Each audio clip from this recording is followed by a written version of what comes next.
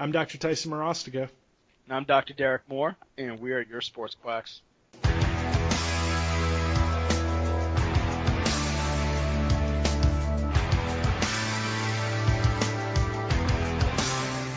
fellow Sports Quacks. Today, what we got on the podcast is corticosteroid injections, better known as cortisone shots.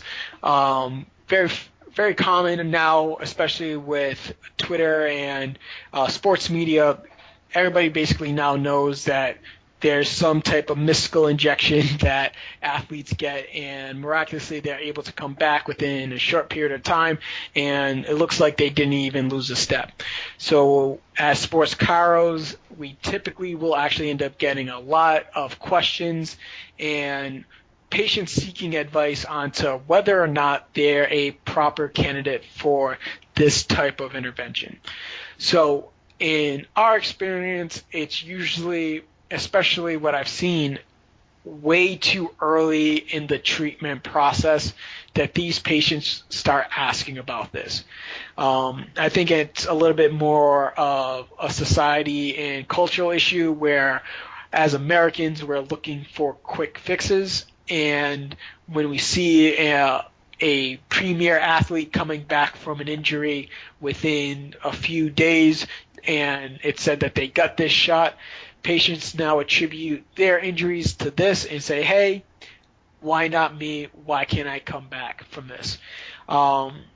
Primarily what the corticosteroid shot does, it's going to help reduce inflammation and hopefully reduce pain, whatever joint that it is injected into. And being in an athletic training setting, that's where I primarily saw a lot of athletes get them, whether warranted or not.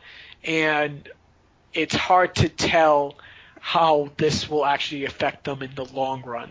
So, Tice, when it comes to patients asking you about cortisone shots, or even patients that have had cortisone shots in the past, would you say you've had a positive experience, kind of a mixed bag when it comes to cortisone shots? We laugh because I sit and complain all the time about cortisone shots, so thank you for setting me up for that. Don't worry. I set it up to just knock it out of the park. Yeah, right.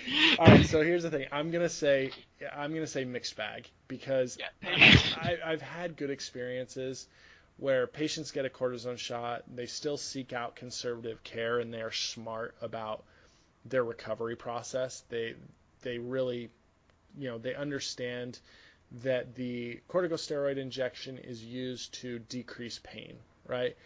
But way too often do I hear of, I had the injection and then I was good for 5 years. Like, what? Or I had the injection and I was good for, and those are the good ones, right? Like if you have 5 years of relief, that's actually pretty good. But sadly, I hear the ones that are like, oh yeah, I had a cortisone shot. It lasted for about 3 months, and then I went to go get another one, and they either gave it to me, which is really sad when I hear that, but a lot of times I do hear they won't let me have another one for like 6 months, right? And I think it depends on the patient's financial state also. Like if you're paying out of pocket, like I've seen a lot of patients that their insurance won't cover cortisone shots, so they pay out of pocket, and the doctor will give them to them if they request it. But unfortunately, there's side effects when it comes to these injections because if you're getting it in the joint, it actually, multiple cortisone shots shows that it tends to break down cartilage. So you've then started a process of joint degeneration because you wanted to get pain for something else. I think one of my biggest frustrations, though, is the misdiagnosis associated with cortisone shots, because it doesn't matter. Like, you just call it inflammatory process, so you get an itis, and most often it's a bursitis because that's a joint inflammatory process apparently, and that is a catch-all, like, hey, yeah, it's a bursitis, I'm going to give you an injection, we're good. Like, is that something you've seen, Derek? Yeah, and it's that catch-all term where it's just a matter of if they have pain in a joint, we're going to call it an itis, whether or not because I see it more so with medical doctors. what would be interesting is I'd actually want to talk to maybe like a DO, because I haven't had a cortisone injection from DOs, which has been odd. It's mostly just medical doctors that I've had medical doctors, and then I've also had PTs refer out for the cortisone injections. But like you said, it's more so that they see pain in a joint, and then they just say, name your structure here, itis. And they've been through medical school. We've been through chiropractic school, physical therapy school. We know the signs of inflammation, and it's so odd to me when they show up and they're just like, oh, this is an itis. And I was like, no, at best this might be some type of other tendinopathy. Yeah. But there's no other signs that this is an acute stage of inflammation issue with this patient. Well, let's talk about that. Sorry, I don't mean to cut you off there, but like you said something beautiful there, because I think the most underused, and it needs to be used more, is a tendinopathy, right? Like it's not used because basically it's not used because a tendinopathy essentially means a derangement of tissue, basically. Mm-hmm. There's no like set like this is what it is, where an itis is attached to inflammation. But why is it that everything is associated with inflammation? Like, and I get it, like we believe that the only reason why we have pain is because of inflammation, but that's not true. Yeah, and I think it has to do more so with, I think we talked about this in another podcast, but where the professional, the medical provider is so used to using terminology to explain things to patients that we just start using it more and more often and forget its original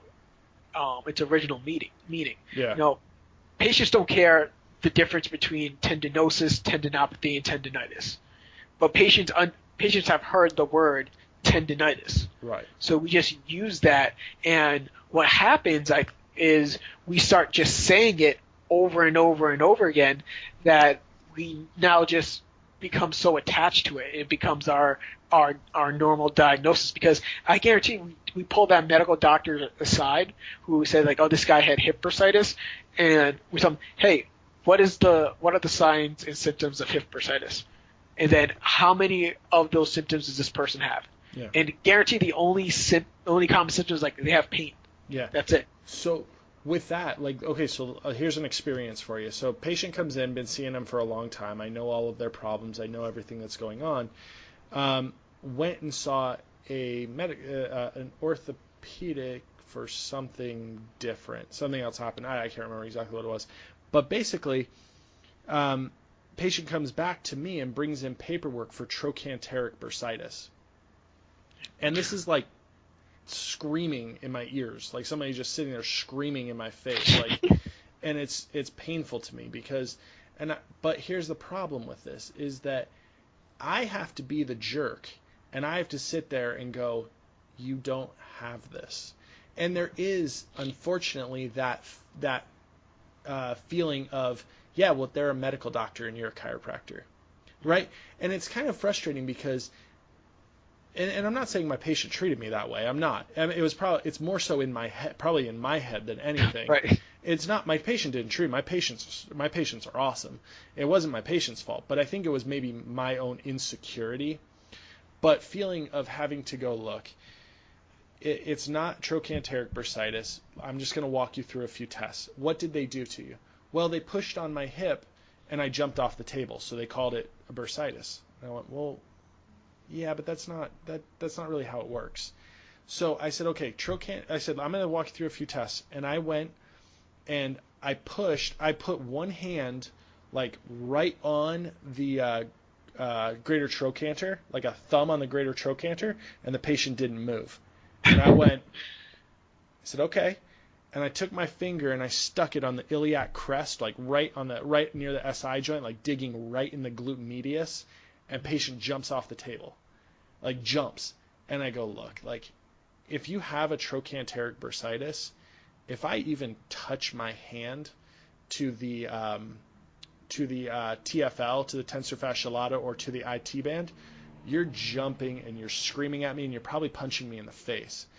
I said, but the fact that I can push around the iliac crest and reproduce your pain leads me to believe that it's more of a tendinopathy situation than it is a bursitis. Now, here's the thing. If you go and get a steroid injection, most likely it will give you some temporary relief because of like the analgesic process, right? But it's not going to create a long-term relief for you.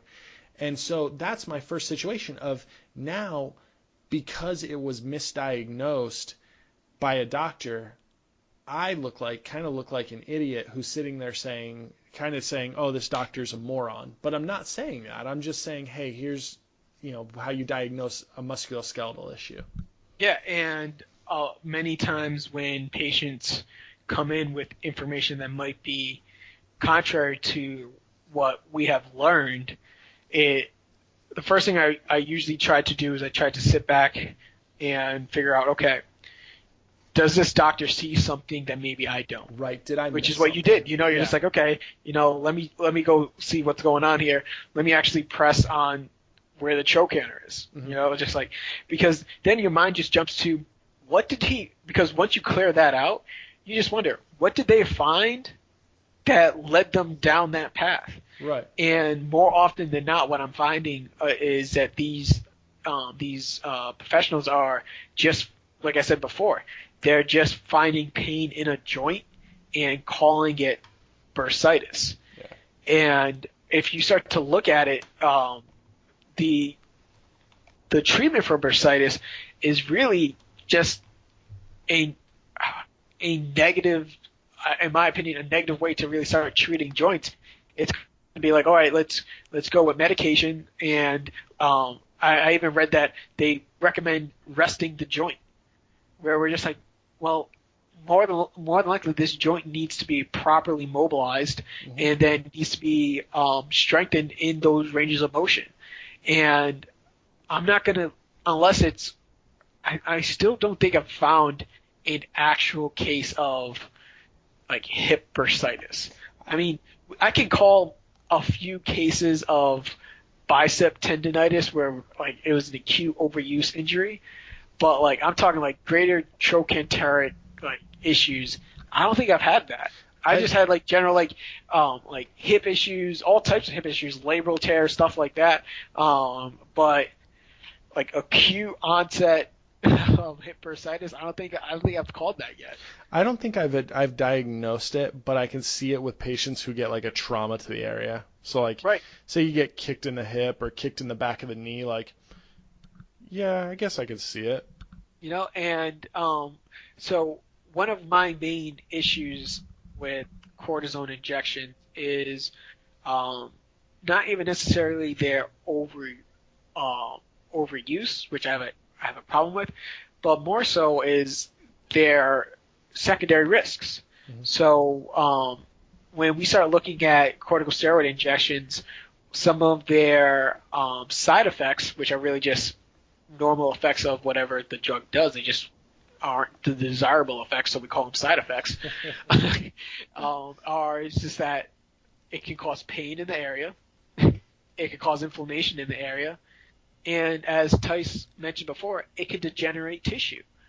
And they're starting to do more and more steroid injections for Achilles tendonitis, mm-hmm. and I'm starting to really wonder scary. how often these are going to be correlated to future Achilles tendon ruptures because they're just degrading the tissues. And we're finding more research pointing to loading those Achilles tendons, strengthening the lower leg, and adjusting the loads, whether it's modifying running programs or really just including more eccentric loads when it comes to therapies. Yeah. But we're seeing more and more, especially through the literature, that these steroid injections are doing more harm than good. And I'm wondering, because we're always told it takes about 10 to 15 years before actual clinical treatments follow the evidence. Right. How many torn Achilles are we going to leave in those 10 to 15 years that could have just been avoided by just doing manual treatment? I wonder if people understand that the new age of medicine, that we're just guinea pigs. Like in Right. a lot of these cases, like we're people in society in the future is going to benefit from the stupid things that we've done. So thank you. Like look at like dietary stuff. Like we're just now getting out of the fats and demonizing fat trends Right. in diet plans, and unfortunately, like our parents suffered from it, and Yeah. and our generation is starting to get out of it, but we're suffering from it because we're trained in those eating habits. So like there's little things like that, like it's just crazy. So like, here you go. Let me, before I jump too far off topic with things, something that I want to ask you about, and I don't know if this is something that's common in Florida, but it's extremely common here in Arizona, is that chiropractors will join health offices that have like a nurse practitioner to give trigger point injections. And Yeah. is that something that you see down there? Kind of, but chiros now, especially here, they're more likely to start doing an acupuncture cert Okay. and start just doing acupuncture on their own, even though more states are starting to recognize dry needling as a possible alternative. Trigger point injections,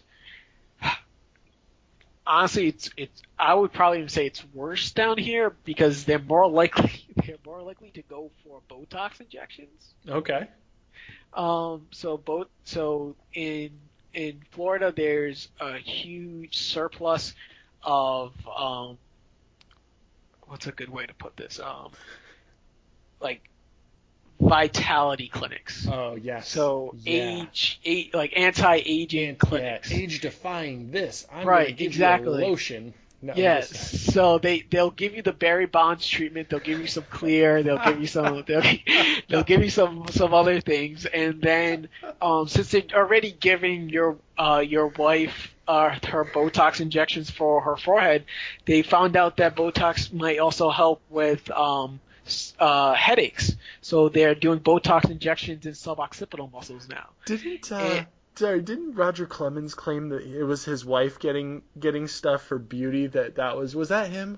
I think he. Yeah, I think. Oh, that's so, fantastic. So it's just it's a slippery slope when you enter into one of those clinics, and if you look at, there was an old ESPN skit about the Balco case, and if you watch it, I found this funny because it stuck out after I was in chiro school.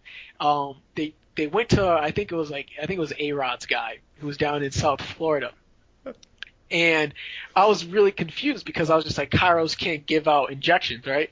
But they were talking to the owner of the clinic where he was getting some of this stuff, and it was owned by a chiropractor. Stop it! Was it really? Yeah, if you look Come at it, on. it's like chiropractic physician. It's just, but obviously he's not doing the injections. But what I find here in South Florida is more so that the chiros run a medical facility, and things are just done underneath the umbrella of the facility. Yeah. And the biggest seller, obviously, I think it's probably the way you reacted, probably very popular in Arizona, is the anti-aging, just because we have older populations. Yeah. And I think when it comes to, like I said before, whether it's corticosteroids or just Botox or like testosterone replacement therapies, patients are looking for some of these quick medical interventions versus trying to do things on possibly a slower and more safer way,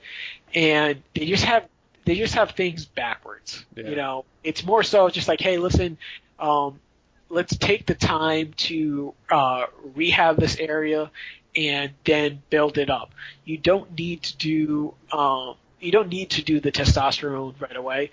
Maybe clean up your diet and start training. It's always funny when guys are talking about doing testosterone replacement, and then start working out. Right. So I was like, what are you What are you talking about? I was just like start working out, see the results of working out, and then start doing the test. do it. But don't go the other way with that. But here's the thing: is like, unfortunately, that's why is it that we have to buy into society? Like, why can't we okay, we know, number one, what is the biggest thing that hinders our profession? It's patient compliance. I promise you that the biggest problem in whether or not we get patients better is patient compliance. Uh-huh. Then why are we buying into the fact that we need to go, hey, I'm just going to give you something that basically decreases the likelihood that you're going to actually do what your physical therapist or your chiropractor tells you to do? Right. Why? That makes no sense. Like, why can't we make a situation where we go, look, you need to fulfill X, Y, and Z before we give you an injection? So it would make things so much easier for us. Now, I want to touch on one thing with Arizona, and some states may see this, but what happens is out here is that a chiropractor who owns a clinic will hire a nurse practitioner and a medical office. So they have a MD who oversees, apparently, and a nurse practitioner who can give injections and has some prescribing rights in the office. So I remember going to a chiropractor and talking to him, and I'm asking about treatment protocols and if it causes patient, improvements or, the prognosis improves. And essentially the response that I got was, well, yeah, I guess it's about the same, but the thing is I go from $50 a visit to $250 a visit. And I'm like, you freaking idiot. Like, you clown. Like, you gotta be kidding me. That's not, like, and I get it. Everybody wants to make more money, and I get that. But I see nothing but trouble, and maybe that's my bitterness with these injections, right? Because trigger point injections can be anything from, I think they just inject saline, some have corticosteroids, and I think like the other is like a local anesthetic. I might be wrong. If you're looking this up, or if you know more, hit me up, let me know. I would love to know more about it, just so that I'm more educated myself. Yeah.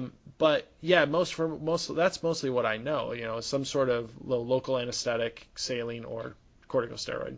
Yeah, and it's odd too. So with the saline, it's called prolotherapy. So PROLO, prolotherapy. And what I've actually seen, and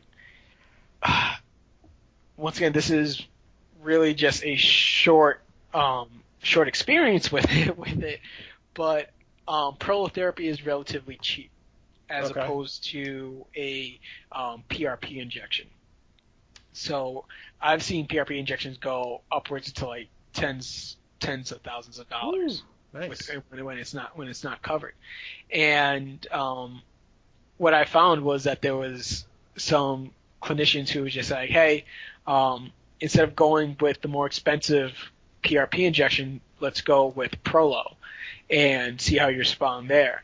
Now, I did have one patient see somewhat of an okay response to it, but it's still very, very odd to me because it doesn't do anything. Mm. Because all prolotherapy is, like you said, they just inject saline into the area, and what that does is your body now notices that there's a foreign material in the area and will start to heal around that tissue. Right, and this is your strength. Yeah, the saline won't do anything. So this actually feeds more into the reasonings for dry needling. Absolutely. Dry needling was just, the whole point of dry needling was that they took out lidocaine and they just put the needle in, thus deleting the term, thus bringing the term dry, because they weren't injecting the liquid. Now, once again, the problems with these therapies are more so that, do you end up using a hypodermic needle, which is a lot larger in diameter, which is going to be more uncomfortable for your patient? But originally, that's what the dry needling studies were used with. But now more so, dry needling has started to get more popularized, so they're using thin filament needles. Some may call them acupuncture needles, but for the sake of trying to get dry needling covered by chiros and physical therapists, I'm going to use the word thin filament needle. But but it's really just a matter of, okay, all you're doing is you're introducing an object into the body. The body realizes that this is foreign. It sends inflammatory cells to that area to propagate healing. And then once you remove the needle, there's really no major damage to the region, but now you have at least some of those inflammatory cells to the area, which are going to help with healing. Man. But one of my problems with that, which is why I still have to do a little bit more training underneath dry needling, is in a case of a tendinitis. Mm-hmm. Not just a tendinopathy or a tendinosis, but in the case of a tendinitis where there's already, like, we're talking actual tendinitis, by the way, folks, not just the catch-all term that we were talking about before, where there's actually an acute stage of inflammation. How does needling work in that case then there? Because the whole purpose of it is to bring inflammation to the area, whereas there's already inflammation there.